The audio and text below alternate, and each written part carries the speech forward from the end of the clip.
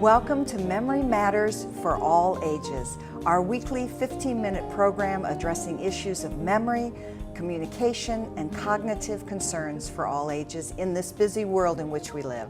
My name is Janelle Nichols. I'm from the Gables of Hudson Assisted Living Residence. And as hostess, it is my privilege to welcome back Catherine Kilpatrick. She brings 44 years of experience as a speech pathologist. She is a national motivational speaker and author of over 30 publications, including Memory Fitness Toolkit. Kathy works with people of all ages with memory, communication, and cognitive issues. Catherine, welcome back to the program. Oh, it's a Janelle, pleasure. This is fun. I have something on a personal note before we get started. Last week we talked about multitasking. Right. And after the program, I shared some issues that I'm dealing with at work and in my personal life. And you gave me some tips that really helped me. In fact, my husband last night remarked how much better my whole mood and outlook is this week than last week. So thank you very much. You're welcome. So what do you have for us today? Okay, well, we definitely will share that tip somewhere along the line because I used it this morning as well, and it has to do with putting things that you want to remember as you're walking out the door on 5 fingers. Well, I only live 5 minutes away. I had to go back and get the mugs this morning. So you teach what you need to learn. Yeah, okay, absolutely. You know, and it seems like it's not just the older adults that are complaining about their memory. You know, we've done some programs, and remember the time we had like 3 generations in a program we did? Absolutely. And the one with the more complaints was not the grandmother, but the daughter That's that was right, in and college. she was in her 20s. That's right. Yes. That's right. So Yeah. I want to start off with a poem that when I did a talk a couple of years ago, no, actually it was longer than that, this woman came up to me and said, "You don't know what it's like." And I don't think there's a person listening to this program because I do an audience survey when I do my programs and everybody has their hand up. So just kind of listen. It's called My Rememberer. My forgetter's getting better. It's my rememberer that's broke. To you that may seem funny, but to me that is no joke.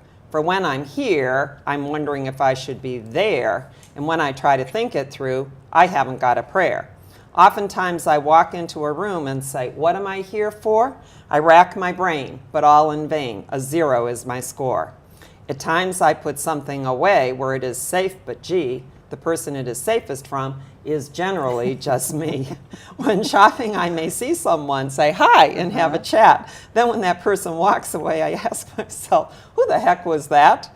Yes, my forgetter's getting better, while my rememberer is broke. It's driving me plumb crazy, and this ain't any joke. Very good. I think I could have written the poem, I'll tell you. So that happens to all of us, where we see someone and we can't remember their name, and we know them pretty well. We walk into a room and we think, why am I here? I don't remember why I came upstairs, or I don't remember what I came to the basement for. Or in front of the refrigerator. Or in front of the refrigerator. What did I want? And you want your socks. Exactly. So it happens to all of us. Right. Now, what is normal and what is not normal? Yeah, that's a really, really important thing to discuss, Janelle. First of all, word finding is a difficulty with normal aging. It's like on the tip of your tongue, and what happens is it will come to you later on. So what happens is we're stressed, we can't think of it, and so that is a very typical thing for normal aging. But here are 3 other very important things. 1, we're slower to process information. So let's say someone's explaining to you, for example, a new application on your smartphone, which I think is, you know, aptly or not aptly named sometimes, or you've gotten a new microwave, or just whatever, and someone getting a new car, and you've got all these different options that you need to pay attention to. As we get older, we don't pick up on those things as quickly. And if someone's giving you complicated information, let's say you're going to have a medical procedure, or you've got new medications, but you can't take it with this. This happened to a patient the other day, and she's on Coumadin, so she can't have this, and so forth and so on. We need strategies. We can still do this, but we need to tell people to bring it down to our level. We're also slower to learn new information, especially when something is new. Okay, so those two, it's the processing and the learning. So one of the things that we've done with this show is at the end, there are links to my website, which will have a blog that corresponds with every one of the programs we're doing, and links to additional information, because that's why we did 15 minutes. We didn't want to overload you, because I could talk for 3 days on any of these topics. Okay, and so things have to be presented at your capability level. And we do not like to multitask as we get older. And I guess maybe we get smarter as we get older, because we talked about last time the multitasking and the task switching and stuff. So those are some of the basic things, Janelle. All right, very good.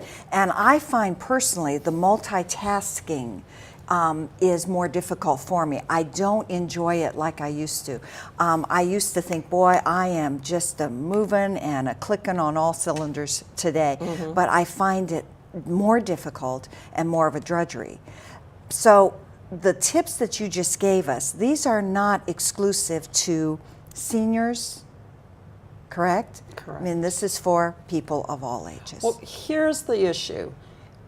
We talk about these as part of normal aging, and we live in the 21st century. It is not like the 50s when I grew up in the 60s, where if you got a message, it was because you either talked to the person, or someone left you a message. We don't have 5 different ways. Did you get my email? Did you get my, did you do the Facebook? Whatever those things are, it's pretty overwhelming.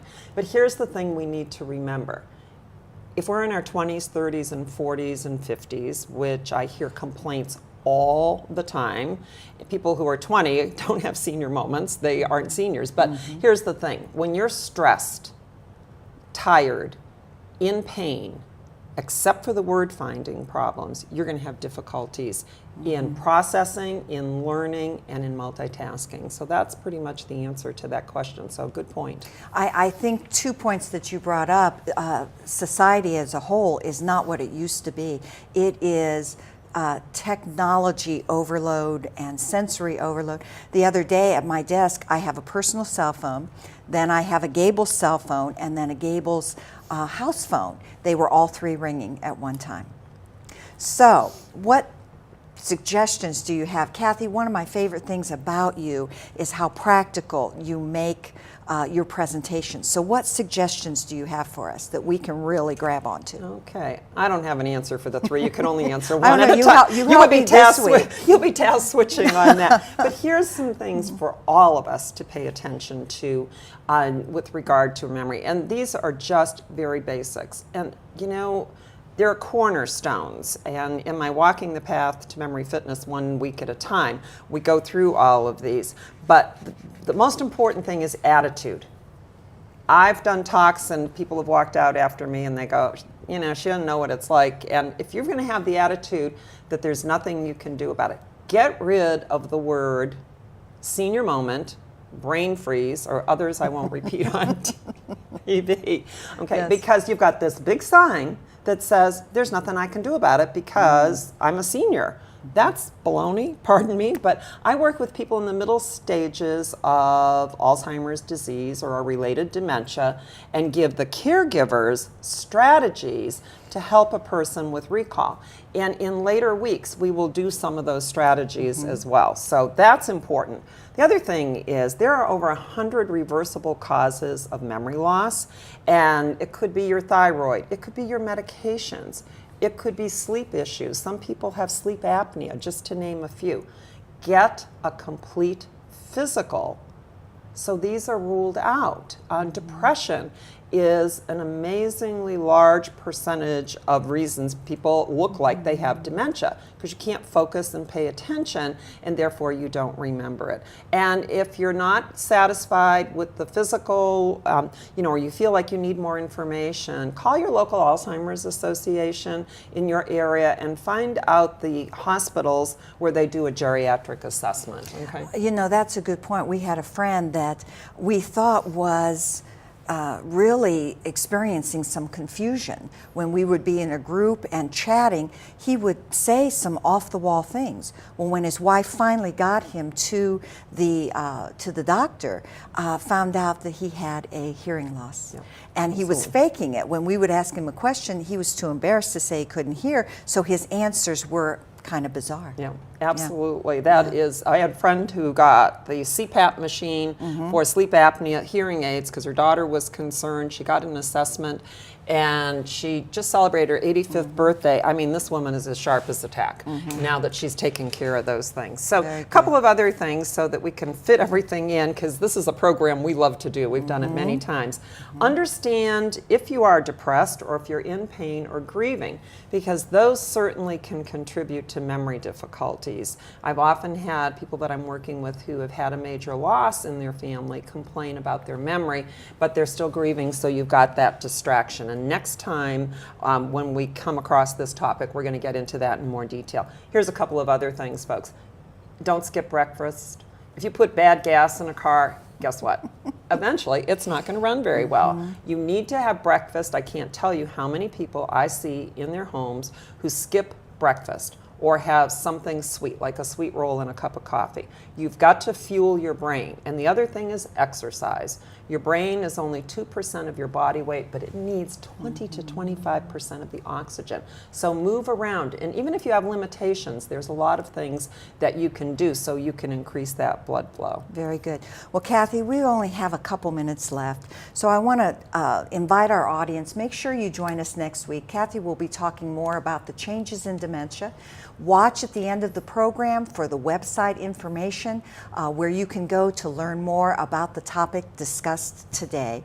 And Kathy, as is going to be customary, you're going to close us out with a thought or something that we can really take with us. Okay. What do you have for us today? All right, let me see here. Remove the word senior moment or brain freeze, okay? If you're tired or stressed or on overload, you're going to be aware you're not paying attention. You need to do something about that. Be proactive. Consider a referral to a speech-language pathologist. We do strategies, and that's really important. And some food for thought, a quote by Nathaniel Branden. The first step toward change is awareness. Very good. Kathy, as always, very practical. Thank you so much. Again, make sure you watch at the end of the program to get the websites. There's some wonderful information on Kathy's sites. More information about what we talked about today. We'll be here next week for Memory Matters for all ages. Now, go and make it a great day. Thank you for watching.